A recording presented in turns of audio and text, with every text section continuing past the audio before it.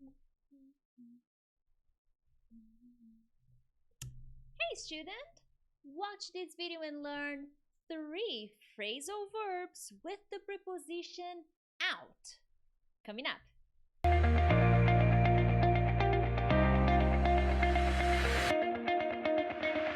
friends, Teacher Prix here to help you talk to anyone, anywhere, anytime in English. First of all, it's Monday. Well, today's Monday. It's so exciting. Another week begins. I'm so happy that you are watching this lesson. So, if you're coming back for another lesson, thank you for always participating and watching my lessons. If it's your first time here, hey, hello, big welcome. Thanks for giving me an opportunity to teach you. Consider subscribing because from Monday to Friday, I post all kinds of English lessons: grammar, phrasal verbs, idioms, listening tips, reading tips, pronunciation tips, speaking tips, best study routine tips, all for you so that you can become a better and more confident English speaker. So, hey, check it out. Very well, guys. Today I'm going to be showing you 3 phrasal verbs with the preposition out. Out is a very popular phrasal verb preposition. You probably already know many phrasal verbs with the preposition out, and you just don't know that it's a phrasal verb, but I'm sure you know. Now, I picked 3 very popular phrasal verbs that native speakers use in specific situations. So I'm going to be giving you the 3 phrasal verbs, the meanings, and how to use them. Real life examples. You know I'm very creative. So hey, if you enjoy this kind of lesson, make sure to hit that like button because that way I know that I'm doing a good job and this lesson is the kind of lesson that you want to see here on my channel. Very well, my friends, here we go. So the first phrasal verb is to miss out. Oops, excuse me. So to miss out is to fail to use an opportunity, to experience something good. It's to lose, quote unquote, to lose an opportunity to do or to have something. Okay, so when you don't use or when you don't have an opportunity to experience something good, I think that the best explanation would be to lose an opportunity. When you lose an opportunity to do or to have something, usually an experience, to experience something, you lose the opportunity of having an experience or of doing something. Okay, let's take a look at some examples, shall we?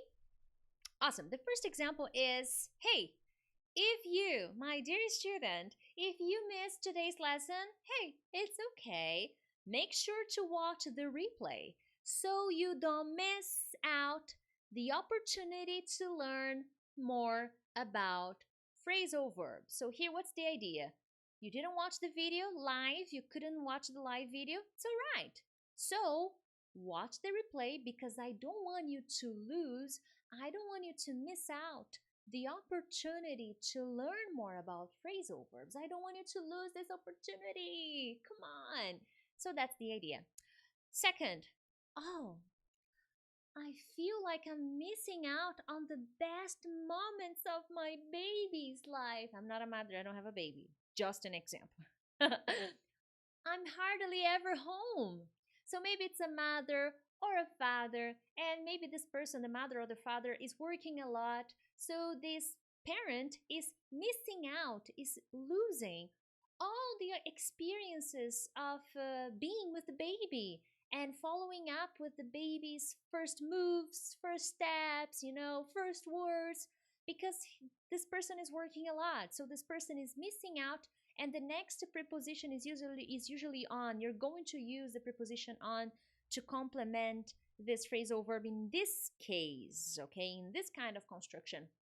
So I feel like I am missing out on the best moments of my baby's life. Oh, are you a mother or a father? Did you miss out on your baby's childhood? Let me know here in the comments. It happens, some parents need to work to support their family, and sometimes they need to work a lot. And consequently, what happens is they miss out. they miss out on the opportunity of being with the babies or being with a family. So they lose a lot of stuff. Very nice. Next example. Let's see if I have an. Oh, yes. Are you sure you don't want to come? Are you sure you don't want to come with us? Maybe I'm talking to a friend and I'm going to a party or I'm going somewhere. So I'm asking my friend, you don't want to come? Are you sure you don't want to come? Because now I'm going to explain, I'm going to continue this phrase.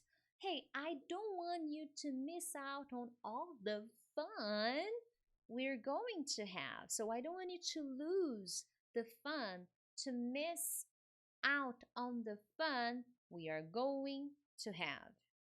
Awesome, my friends. So this is a very popular phrasal verb. All right?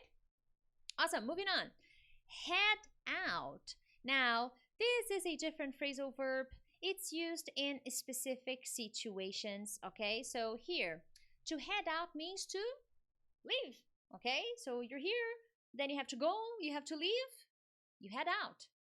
That's the basic idea of this phrasal verb, okay? So in this case, you can say where you're going, but it's not necessary. It's going to depend on how you build your phrase, okay? So it means to leave.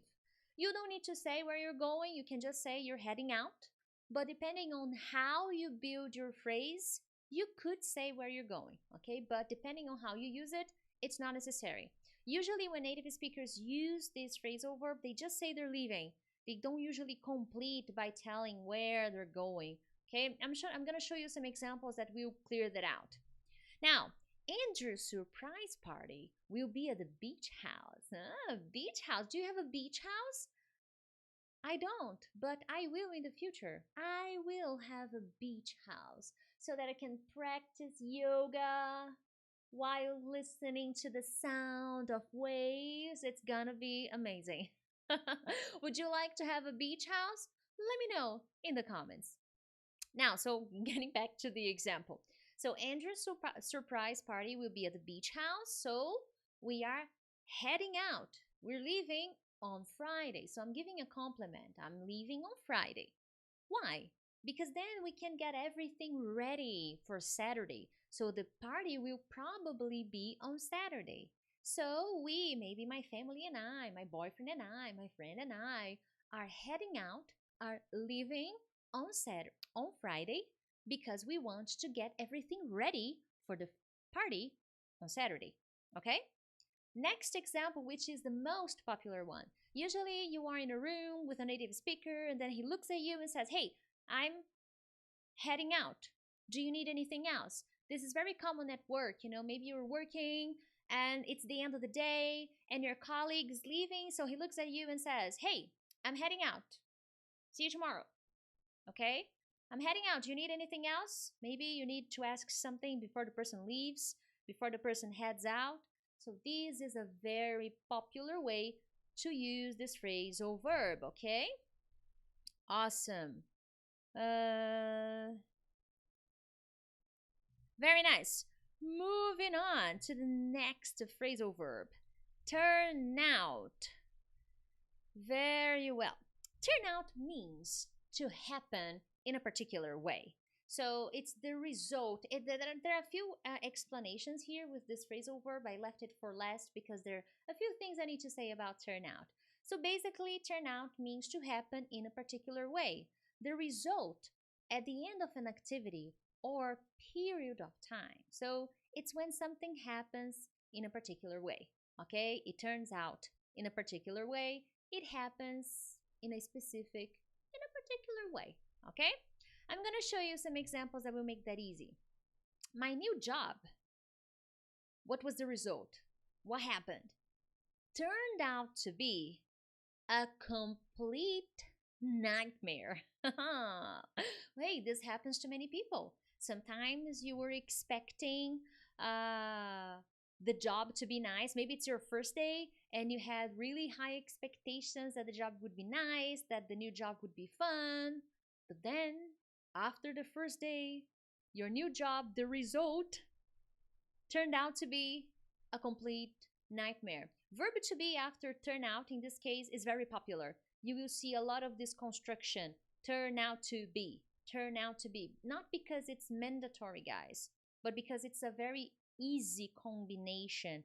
It's a common combination. So here I'm saying that my job was, in a particular way, was a nightmare. Turned out to be a complete nightmare. I don't know what to do. It was my first day. I hate it. I want to go home. I want a new job because my new job turned out to be a complete nightmare. What do I do? Has this ever happened to you? You had your first day and your job was like a disaster. This actually happened to me. I worked at a company for one day and I didn't like it, so I quit on the very first day. I'm a very decisive person. When I don't like something, I don't like something, you know. Very nice. Next example. Hey, don't worry. I'm sure everything will turn out just fine. So everything will happen in a particular way. What way? Just fine. It'll be fine. So what's the idea here? Maybe I'm having a conversation with a friend, and then I talk to my friend about a very serious problem that I am having, something really bad, and I don't know what to do. I'm feeling lost. I'm worried about this problem. So my friend looks at me and says, Hey, Priscilla, don't worry, I'm sure everything will turn out just fine. Everything will happen in a way that will be fine, that the result will be okay at the end. Okay, so at the end, things will be fine. That's the idea of these phrasal verbs. Awesome.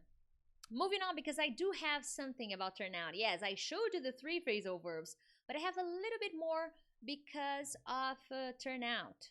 First, I have the examples. Oh no, I already gave you the examples. Now, I'm going to give you an expression with turnout.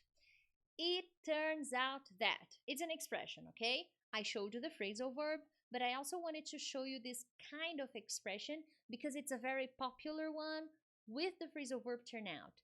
It turns out that. You will start the phrase like this. It turns out that. That's how you start it if you want to use in a conversation when you're talking to someone. And let me tell you, it is pretty popular. So if you want to use it this way, good for you, because people do use it like that. Now, it turns out that is an expression. It means that you had some information that was wrong, and now you're giving the right information. So you had something wrong and now you're correcting it. So here, an example to make it easier for you to understand. Maybe you are in a meeting, okay, and you are having a conversation about some costs, some prices, some costs calculations. And then you say, you look at people in the meeting and you say, hey, it turns out that James was wrong about the numbers. So here, I start telling that some information was wrong. Now I will tell you the right information. We will have to calculate the costs again, all over again. So wrong, right, okay? It turns out that James was wrong about the numbers. We will have to calculate the costs all over again. Another example. So it turns out that our next class is tomorrow, not on Wednesday. Sorry. So here I am correcting. I had said that it was on Wednesday, but it's not. It's tomorrow, Tuesday. So it turns out that our next class is tomorrow, not on Wednesday. So usually when you use, well, the sound is turned up. I really don't know how I can turn it up even more. Yeah, it's maxed out. I don't know why this happened today. I did change some configurations in the computer, so I will see. But the sound is, sorry, can't make it better than that. Put headphones. Moving on. So the idea here with this phrase, with this expression, is to correct something that you said before that was wrong. Okay, that's the idea with this expression, my friends. Other than that, that is gonna be all for today. I want to know, which is your favorite phrasal verb? turn out, miss out, or head out? Let me know in the comments. And if you appreciated this lesson, make sure to share it with your friends, because when you share, you help other people find lessons like this one. You're helping the community grow, but in general, you're just helping other people find this information more easily. Other than that, my friends, I will check about the sound for tomorrow. Have a lovely day or a lovely night, and I will see you tomorrow.